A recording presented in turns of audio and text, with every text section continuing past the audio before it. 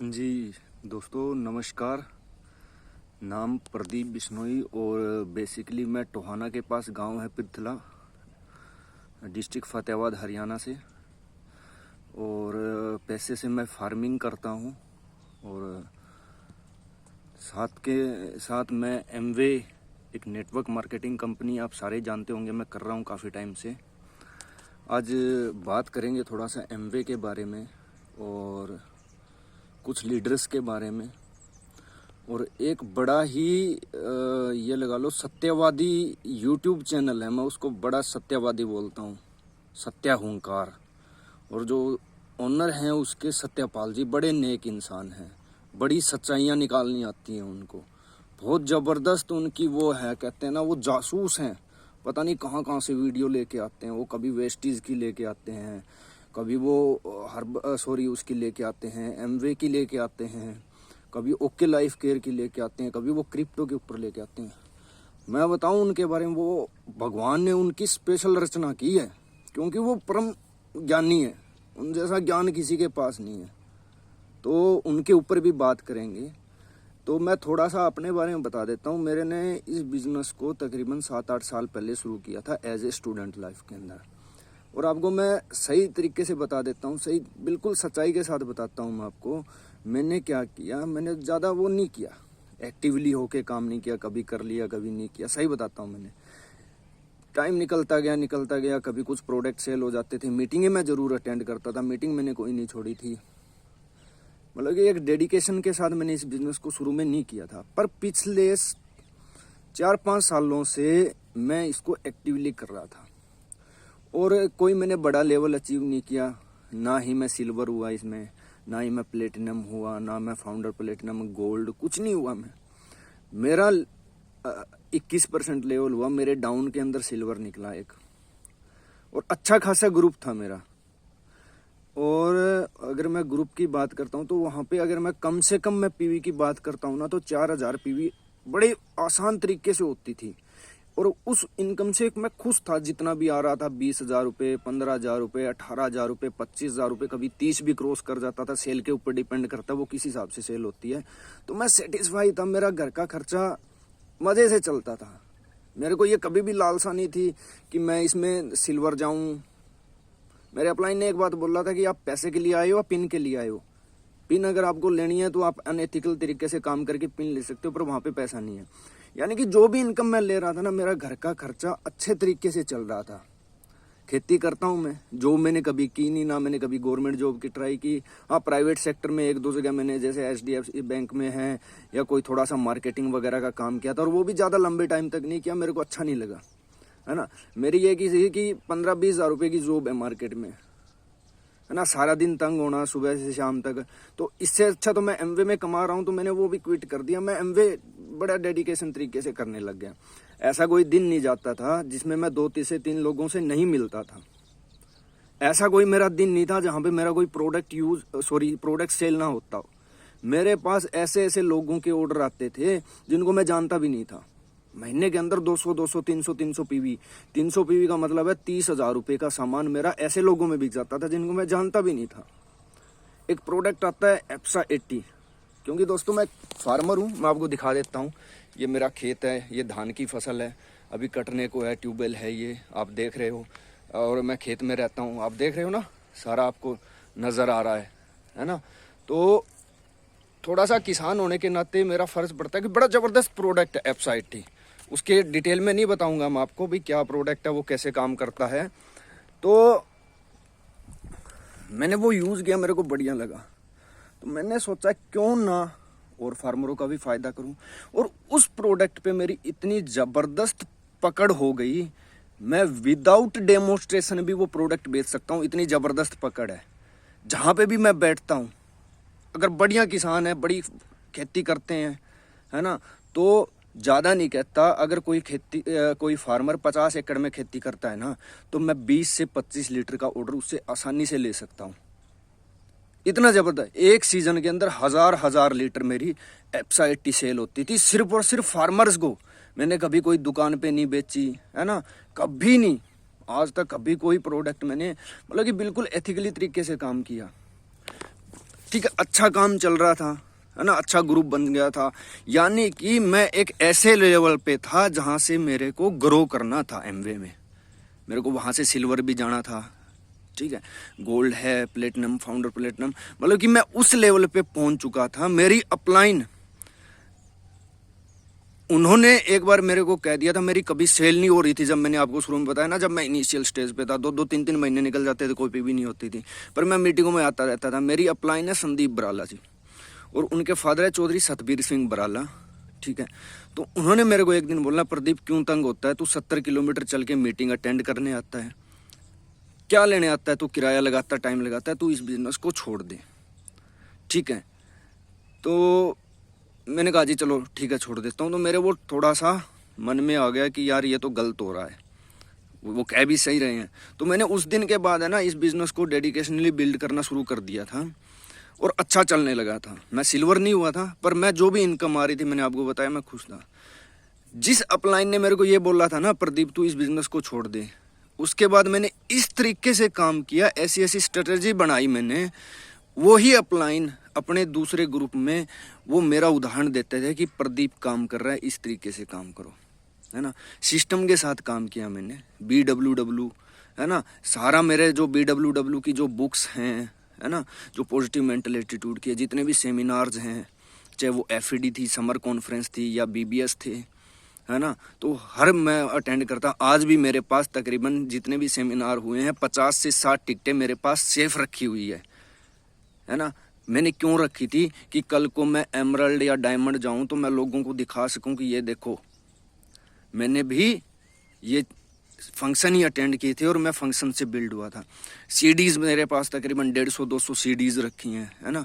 हर एक जो ज़रूरी चीज़ है वो मेरे पास अवेलेबल है, जो इस बिज़नेस के लिए ज़रूरी होती है। ऐसा टाइम था मेरे पास पेट्रोल के पैसे नहीं होते थे, ठीक है, पर कहीं ना कहीं से अरेंजमेंट करके मैं कोई बुक्स या कोई सीडीज़ मैं खरीदता रहता था। ऐसा टाइम था बेटे की फीस नहीं दे पाता था, पर कहीं से अरेंज करके मैं फंक्शन में जाता था। अब मेरा समझ रहे हो ना, मैं उस तरीके से मैंने इस बिजनेस को बिल्ड किया था। अच्छा चल रहा था, ठीक है, पर वो कितने के दिन चलना था, कुछ दिक्कतें आने स्टार्ट हो गई। क्या दिक्कतें आई, कुछ चोर, भ्रष्ट, गंदे लोग, जिनको मैं कोरोना वायरस से भी खतरनाक लोग मानता हूं, वो इस बिजनेस में आज भी हैं, पहले भी थे। उन्होंने इस बिजनेस की ऐसी तैसी करके रख दी। उन्होंने इस बिजनेस को वेश्याओं के कोठे से भी ज्यादा बर्बाद करके रख दिया। क्या करते हैं वो लोग, वो लोग इन प्रोडक्ट्स को खरीद मूल्य से कम मूल्य पर दुकानों पर और ऑनलाइन प्लेटफॉर्म पर बेचते हैं।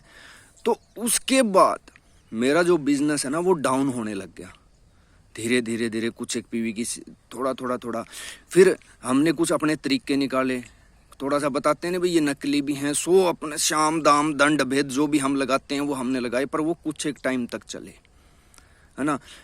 उस दौरान जहाँ जहाँ पे भी दुकानों पे प्रोडक्ट अवेलेबल था, मैं उन दुकानों पे जाता था, उनकी तस्वीरें लेता था और कंपनी को मेल करता था, है ना। कंपनी का जवाब आता था we are working on it, है ना। इसमें हमारे अकाउंट मैनेजर थे, है ना, और जिसमें अकाउंट मैनेजर में एक मैम आते हैं, मेजर अकाउंट मैनेजर, सैम आते हैं strategic account manager, Mrityunjay Tiwari था, गौरव नंदा थे। इन लोगों से मुलाकात हुई, है ना।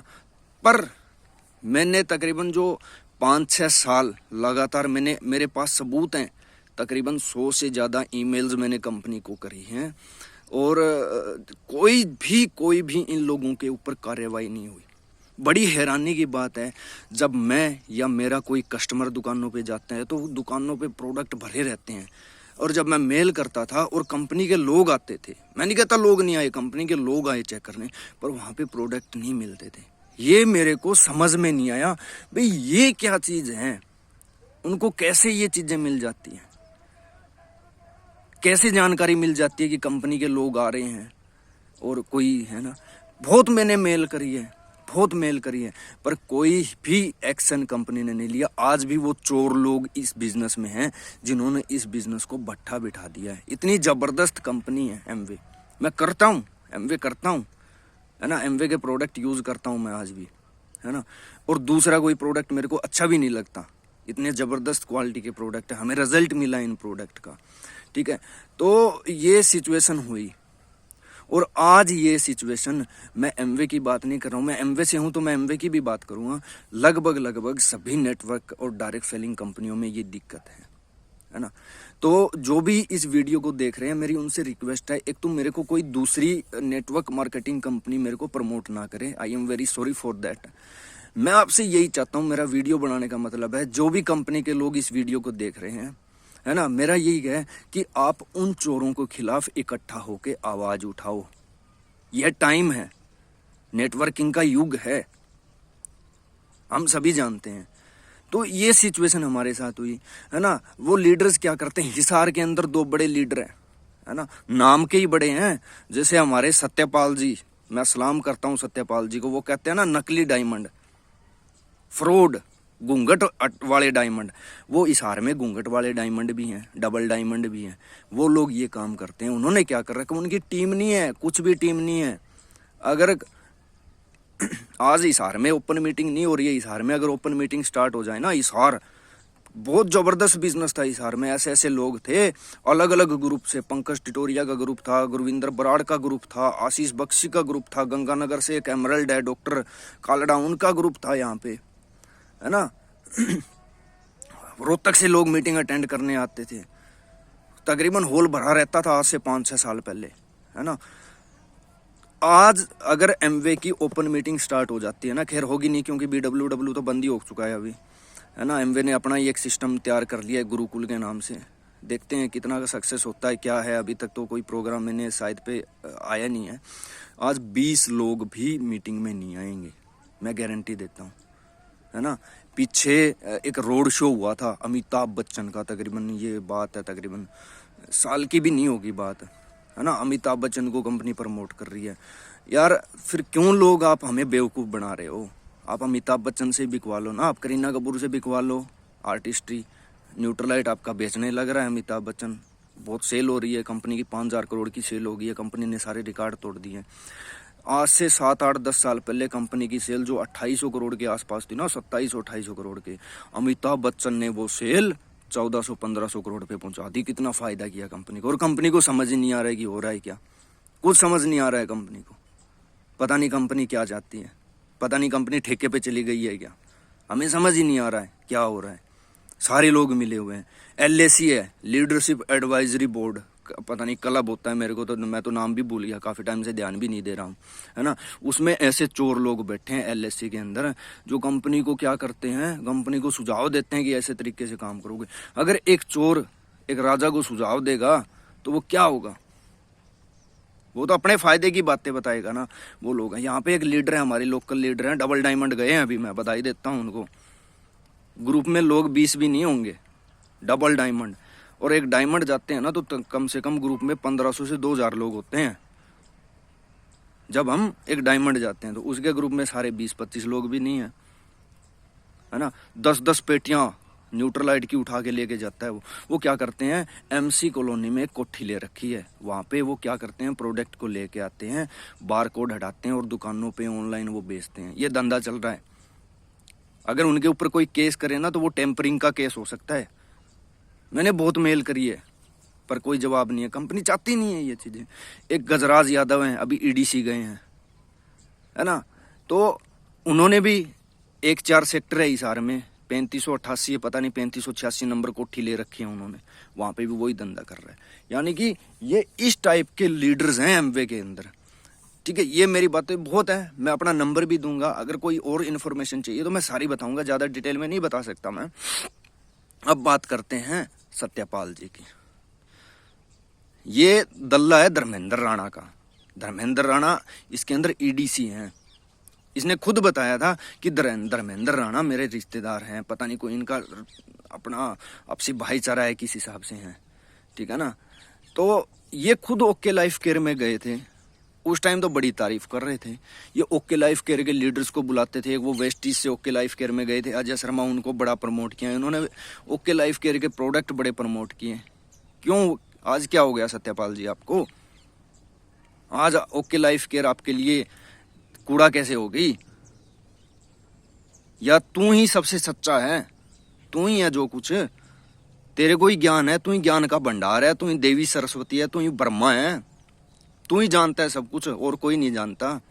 मेरी फोन पे बात हुई थी कब, तकरीबन 7-8 महीना पहले। मैंने कहा सत्यपाल जी आप वीडियो बना रहे हो बहुत बढ़िया है, पर एक वीडियो थोड़ा सा कंपनी के जो अनएथिकल वर्क है उस पर भी बनाओ। तो सत्यपाल जी बोलते हैं ये कंपनी का इंटरनल मामला है। वो तो कंपनी का इंटरनल मामला हो गया। जब बख्शी जी ने, दीपक रावत जी ने और तिवारी जी ने एमवे छोड़ी तो उन्होंने गद्दारी कर ली कंपनी ने, वो उनका इंटरनल मामला नहीं हुआ।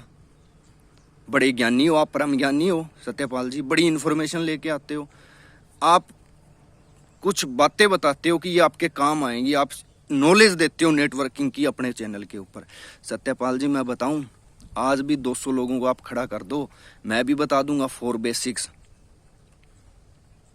9 कोर स्टेप, ड्रीम्स क्या है, ये सारी बातें हर एक नेटवर्कर को पता होती है, चाहे वो बड़े लेवल पे है चाहे छोटे लेवल पे है। मैंने आपसे एक ही गुजारिश करी थी कि सत्यपाल जी आप ये ज्ञान बांटने की बजाय जो हकीकत है ना उसके ऊपर बोलिए।